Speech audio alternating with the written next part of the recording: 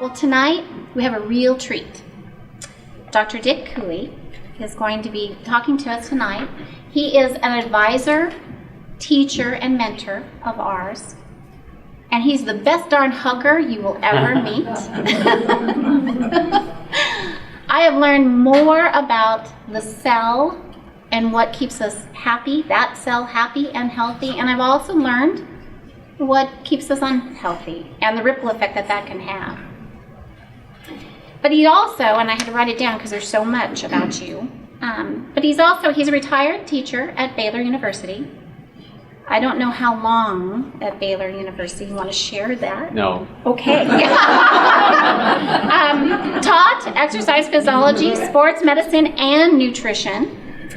He's a former member of the President's Commission for Physical Fitness and Sports and served as a consultant for the U.S. Olympic team. He has written over 20 books on wellness. Now he's got golf books and joke books and all kinds of stuff. You can ask him about that later. But he's also sought out for his speaking. He's a keynote speaker for many groups, not just here, but worldwide. My most favorite thing is not only is he willing to share with us his knowledge and what he's learned in research, but he's always been willing to share his personal journey. And he always gives that little personal piece of himself. And I can call him friend and teacher and mentor, and very, very special to me personally. But I think you'll also agree with me too when you hear his story. He's here tonight because sometimes healthcare professionals and ourselves don't always take care of ourselves. We might think it's selfish. We might not have time. But it truly is not a selfish act. It's truly an act of love when you take care of yourself. So please help me welcome Dr. Dick Couey.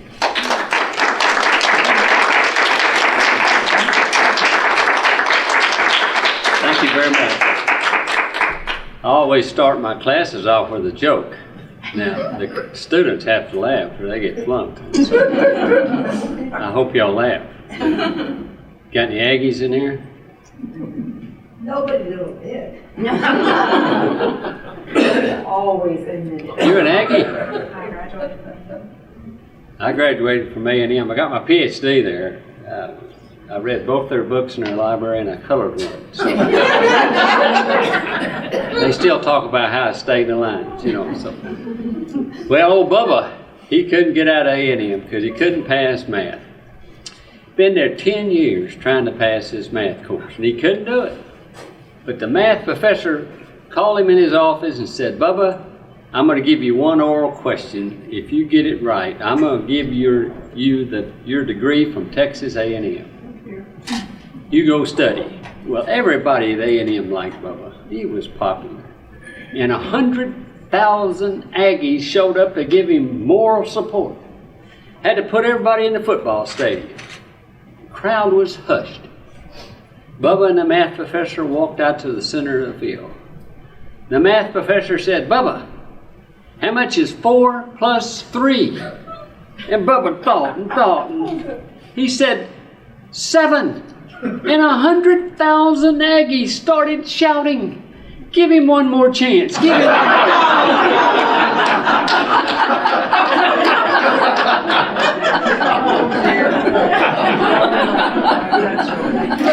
Well, at least you're laughing. Thank you.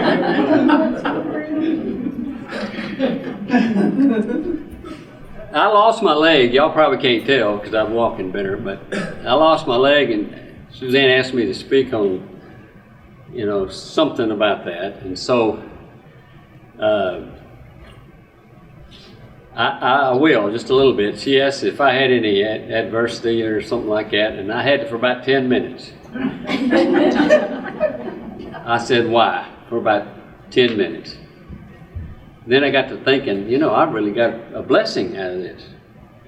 And the blessing is that you wouldn't believe how many people came up to the hospital to pray for me. I mean, that got me, man. It really, really did. And all my friends, I got a bunch of friends in here, Bobby and Ken and Dickie. I got Gerald. Good gosh, you can't ask for better friends. and that. And they inquired about how I was feeling. So that's the one thing I got that was positive about this, that I had a lot of friends. And the second thing is, I didn't know what a great lady I married. Because I was always gone and writing books and talking. I really wasn't around the house very much. But I've grown to love my wife. So, Thank you. that didn't come out right, did it? Rephrase it. Gerald, I'm going to give you a mark already. You get 3 of those, you're going to do push-ups up here. Well, so that's my adversity, how I accept it. I have a positive attitude, and I have a love for my friends, and a love for my wife, and a love for the Lord. And so that's how I overcame this, because I told the doctor, I said, you know, I ran 22 marathons. I teach people how to eat right. Why did this happen? He said, what about your parents? And I said, well, they died, had all this tubing down their legs like I had. And he said, well, the way I figured it, you'd have been dead at 40 if you hadn't done that. So it's heredity that did me in. So if you've had some parents or somebody close to you, you might think about that. Because I think all diseases, I bet about 75%, is because of heredity. Well, I want to talk to you and show you what I've been doing. I'm so excited about my research. I've just got to tell you. The first thing, there's 7 things that I want you to do. All right. Number 1, nutrition.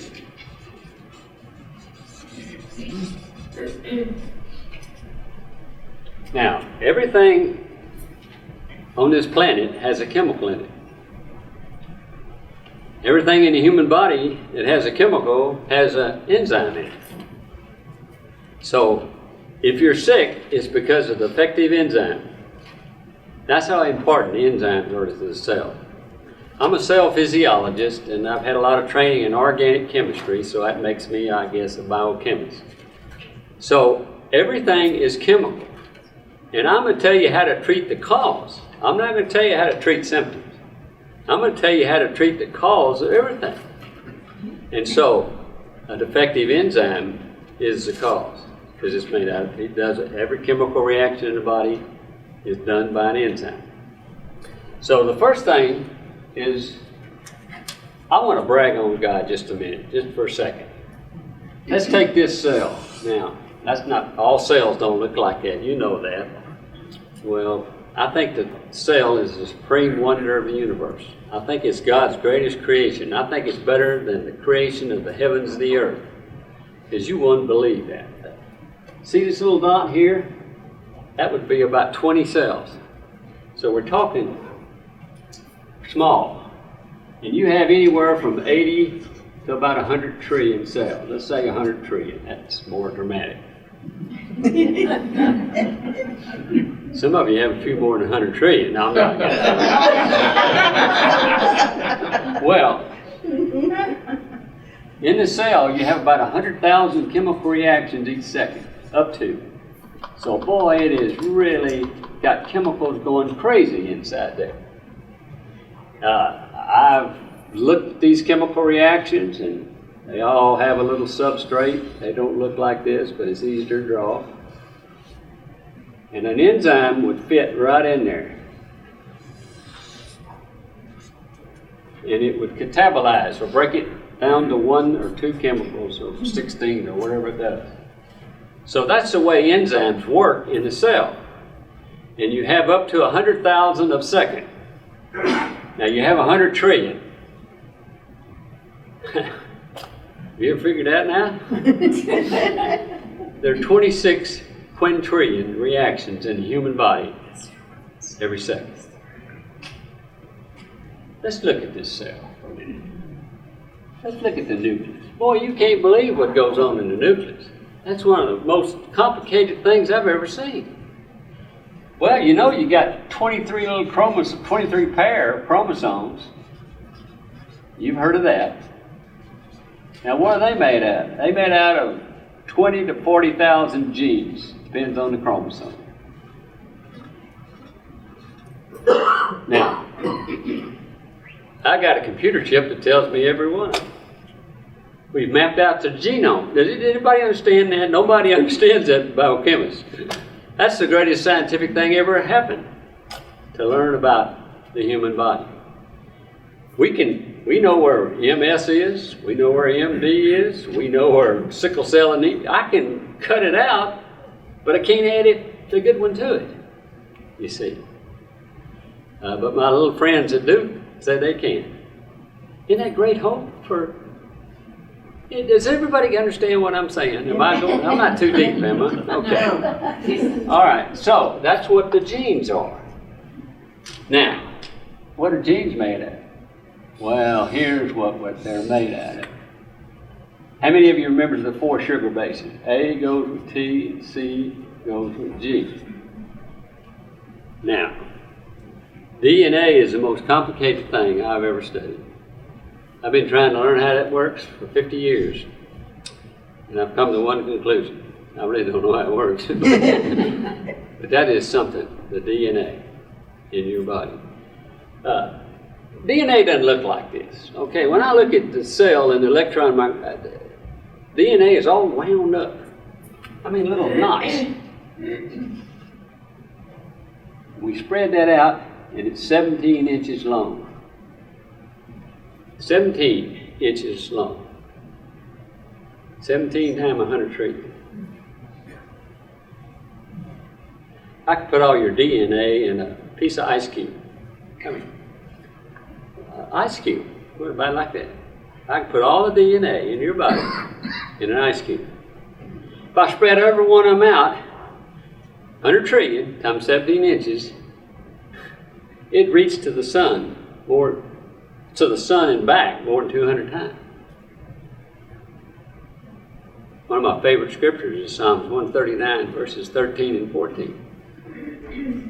It says, "You know my innermost being." That's the whole field of psychology in it. "You created me in my mother's womb." Boy, you can't believe how complicated the female egg is. That's the largest cell in the body. And what it has in that body is it's unbelievable what it can do.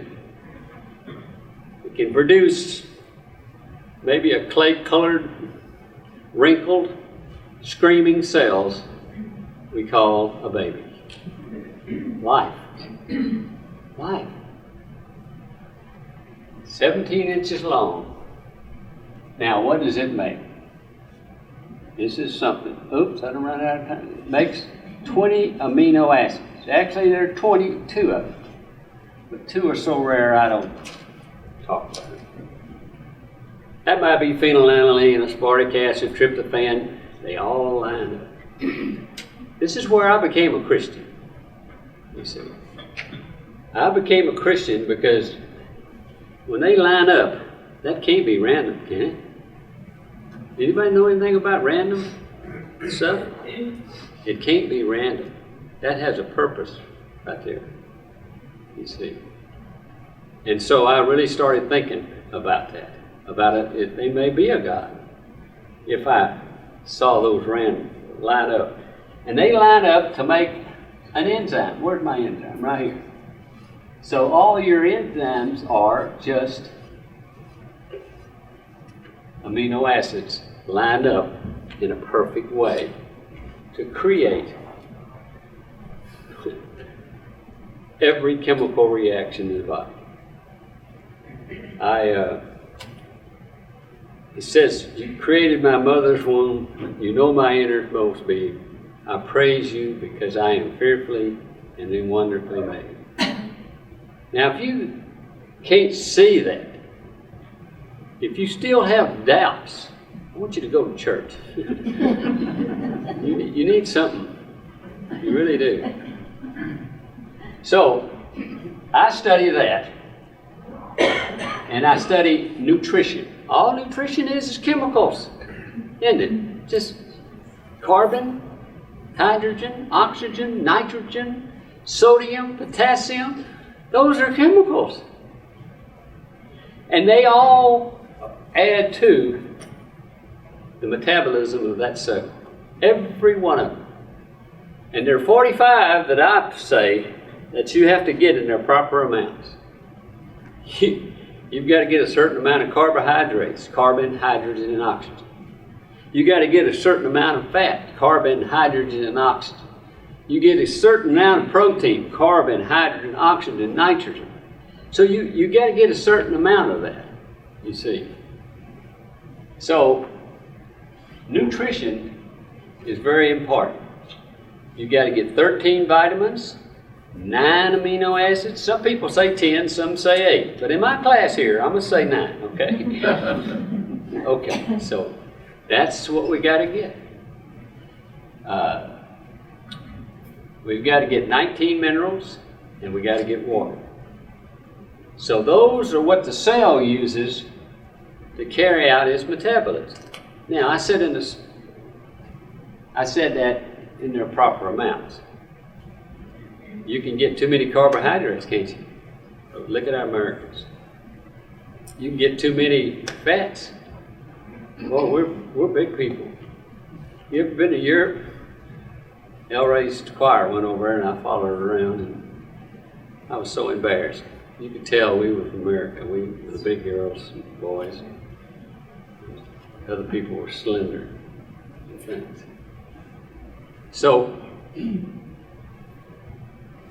the cell, in the blood vessels, the key here is in microcirculation, which I'm going to cover in just a minute. But we got to get that. So I want you to eat non-processed foods. I want you to eat whole grains. I don't want you to eat I want you to eat whole grains, like Ezekiel bread, something like that. I want you to eat a legume, beans and peas, but not in a can. I want you to eat tubers, which are grown under the earth. I think a sweet potato is one of the best foods you can eat. It really is. Be careful with white potatoes because Monsanto, I hate it completely. I'm going to get them. Me and my buddies are going to get them. I want you to read Genetic Roulette. Look at that book on YouTube, Genetic Roulette. You'll probably get so mad you won't even go to bed tonight. But they don't, what they're doing to our food. So I want you to get the right chemicals like whole grains, legumes, tubers, anything grown under the earth, radish, beets, garlic, sweet potato. But our white potato doesn't have any more vitamin A in it. It doesn't have but half the vitamin C that it used to have. Y'all hearing what I say? Because of the farmers? So, I want you to eat any fruit. I want you to eat vegetables. And I really want you to put a lot of cruciferous vegetables in your diet. Cruciferous vegetables got their name by their seed. It's shaped like a crucifix. Well, I'm going to study that. So I put it in the mass bag. It's some of the greatest enzymes I've ever seen. All of them go into the DNA. Because this is what I've been doing, is treating people's chemistry and their DNA, because that does everything. That does everything. And the people that eat like this, they have a good chance of living a long, healthy life. The second thing I want to talk about is enzymes. This is an enzyme company. Vicki told me, she said, enzymes work. I said, no, they don't. They're destroyed by the hydrochloric acid in the stomach, because that's what I was taught when I was growing up. She said, no, that's just animal enzyme. Look at plant enzyme. So I started looking at plant enzymes. Dadgum, she was right. She's smarter than me, and I hate that. So I started changing my opinion about enzymes. And so enzymes are getting to your body in two natural ways. When you eat cooked foods, you get no enzymes.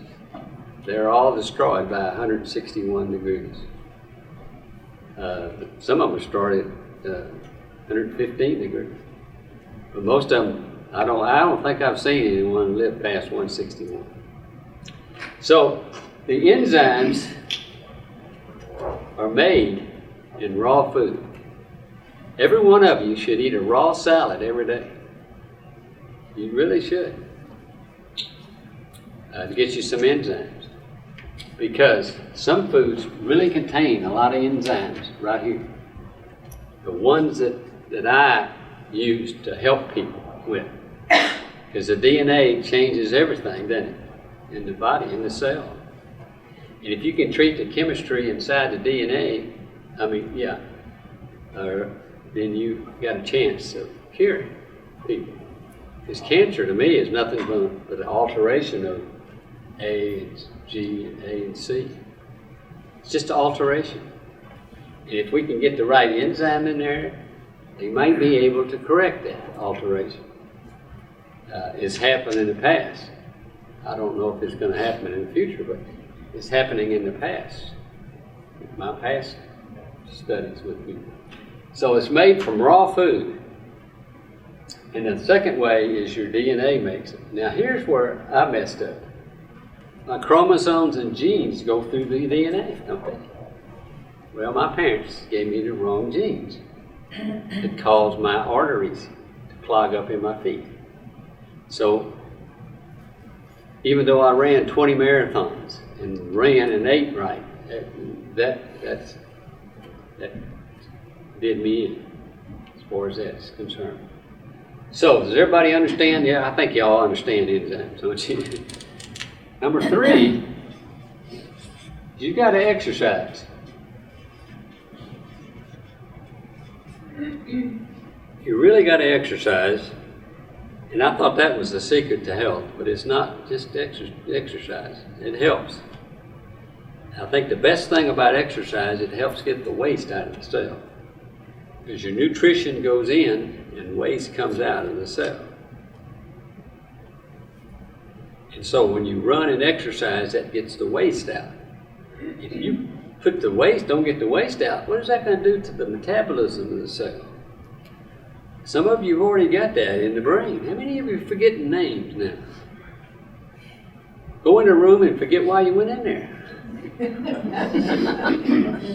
You see, now I'm bending down, and when I bend down, I look around and see if I can do something else. So, you got to have that. Okay, exercise. Cardiovascular, respiratory, 4 days a week. Muscle endurance, 3 days a week. Flexibility, every day.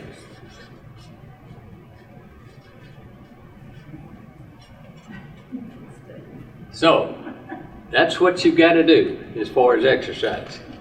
In muscle endurance, think of every movement that you have at every joint. Flexion, so get your barbell. Extension, okay. And you'll be able to throw a baseball hard. I used to play with Chicago Cubs organization there. And I could throw a baseball 98 miles an hour. And I've led the league in every league I've ever been in hits batsmen.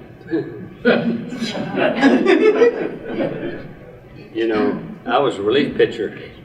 A relief pitcher's supposed to come in and put out the fire. Well, my teammates called me Charcoal. Hacked me off. Everybody had a P by their name in their program, and I had a T by mine. I was a thrower, not a pitcher. So, I pitch inside is what I'm saying. I still hold a record for the most hits batsman in a row. I hit 4 in a row. Should have seen that 5th guy come up. I hit a guy in the on deck circle. I hit the mascot 3 times. It's been rough years. It's been rough years when I had on. I hope y'all like baseball. If not, it doesn't mean anything. So we got to exercise. Number 4, it just came in. I'm gonna put this up here, and I think y'all need to go look this in YouTube. Elroy, what do they look for? What's the thing on the Beamer? What do they look for? What? Beamer.com, .net? I think it's Beamer Group. Okay, BeamerPlus.net.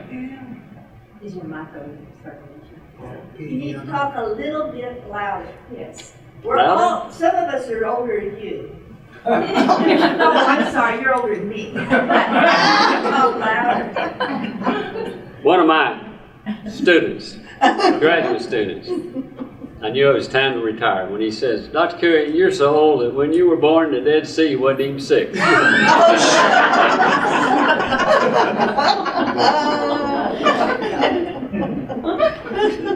Well, a Beamer machine puts out electromagnetic waves, which improves our microcirculation.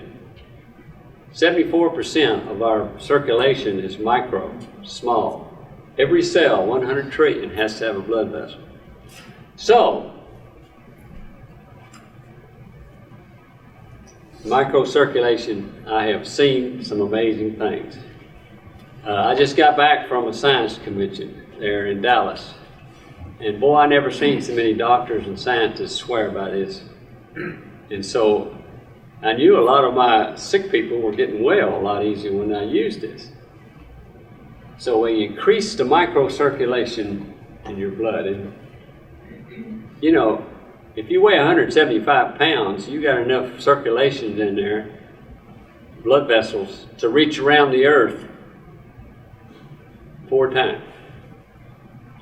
A couple of you have a couple of laps going. Shouldn't say that. All right, Beamer. I finally got it. You got it? So it improves microcirculation, and especially if you're older. My older people improve forward a lot quicker when I use them. And the reason being, the microcirculation in young people will compress about 6 times a minute. And every time it compresses, it pushes nutrition in, waste out. Nutrition in, waste out, 6 times. I'm 75. I looked at mine once every 10 minutes. So that's why we get sick when we get older, is the Beamer. And the guy's going to win a Nobel Peace Prize by did it. Because 40 years ago, and I messed Gerald up on this, I'm sorry, Gerald. 40 years ago, I used electromagnetic waves, and I couldn't get it to work. And I told him, no, it doesn't work. Well, this guy changed frequencies and all kind of stuff, and he's up for a Nobel Prize because of it. Because over in Europe, you can't believe how many people are getting well with that thing right there. Microcirculation, it gets your nutrition in and the waste out. And if you're not eating right, you know, or if you are eating right, if you don't have microcirculation, it doesn't matter because it's not going in. You see that? And your brain, you know, that's the beta amyloids, tangles in there, is interfering with the neurons. That's why we're not thinking. I'm doing research right now. I'm putting a little pad around the heads and seeing if I can delay dementia and Alzheimer's. Would that be a great discovery? Yes. I could buy Titleist golf balls if I could. Tired of top lights. So get you a Beamer. Number 5. Now, God showed me, I have a lab a sign in my lab that says God is welcome here. And he showed me a lot of things. And he showed me these membrane, here's a cell, and you got membrane channels that go into the cell. And this is where nutrition goes in and waste goes out. Very important part of the cell. Well, he showed me that some of them were closed. They just close. When you have a negative attitude, they close. When you have a positive attitude, they open. Hello? How many people know negative people? Oh, they're sick all the time, aren't they? So, you are to do this. You are to have a positive attitude. Self-talk. Positive self-talk. You know, I really needed one when I got this. Yeah. But you need one. Because I didn't want mine shutting. I looked at emotions. When you have emotions, let's see, positive self-talk.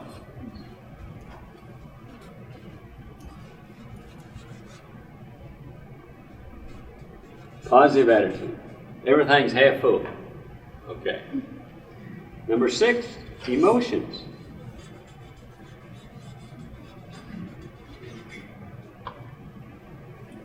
When you laugh, it's the widest they ever get.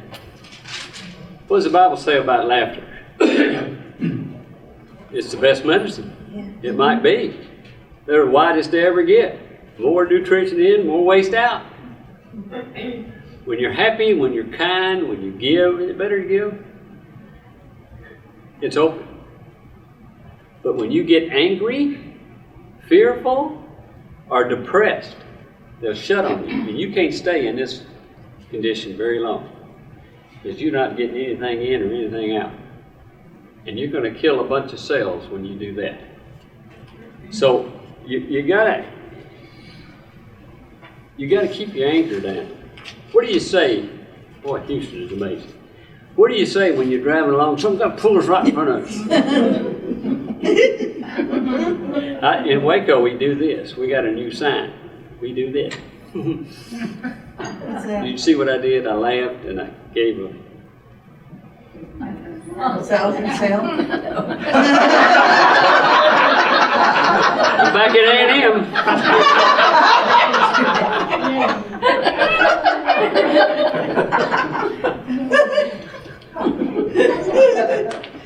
Number 7. Number 7. So when your husband gets mad or something, just go, If your wife gets mad, guys, go, Because that's important. That's really all. Who's hurt when you do that? You are. This is stress. I finally measured stress. I used to think psychologists were foo-foo, because all they got is opinions. They don't have pure science behind them. But now they have pure science right here with the stress. And so number 7, I'm an old Baylor boy. I wonder if prayer would open it. And I did 3 different studies and prayer opened it every time. So, those are the 7 things you've got to do if you want to be healthy. If you want to sell enzymes, you need to do these 7 things. If you want to keep from having to go to the doctor, which we go all the time, look at all the people that have arthritis, asthma, diabetes, cancer, good gosh, heart disease. All that is because these aren't working right here. You're not getting the chemicals in and the waste chemicals out, which is the secret to God's greatest creation, the human cell. Okay, if you have any questions, I'll be glad to talk to you. I've kind of talked too long as it is. Yeah, any questions? Oh, I want to say 3 things before I quit. You're never too young to exercise and eat right. Never. Producing a healthy baby is not just a matter of luck. You girls that have babies, you better eat right while you're pregnant. And if you're gonna feed them milk, you better eat right while you're lactating, or you can change your child significantly. Guy told me to come in and smell the breath of this baby. I did, it was alcohol breath. So you can't do that. You're never too young. I had a 10-year-old girl. She got in the marathon with me, and I looked at her and I said, 2,000 or 3,000 people ready to run. I said, darling, you're not going to run a marathon, are you? She says, I never have, but I'm going to sure try. Well, in my mind, it said, no 10-year-old girl's going to beat me. So I started running, and she was right beside me. So we talked a little bit. We got to about the 20-mile mark, and I realized this young lady was serious about running a marathon. And so I got real tired, and she said, Dr. Couey, I can't stand this slow pace. Choo!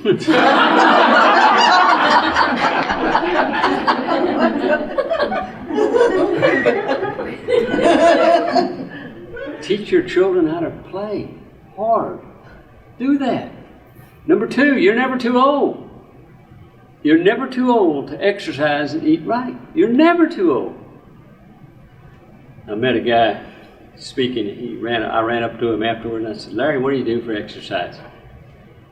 He says, well, I run about 6 miles in this park in San Francisco every day. Then I go to work as a waiter at Fisherman's Wharf. He's a legend down there at Fisherman's Wharf.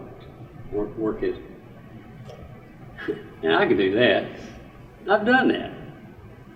When Larry was 106 years old. He said, Dick, I hold the world's record for the men over 100, the world record for the 100-yard dash for men over 100. I said, you sorry rat, I'm going to break it. What is your long-range goals?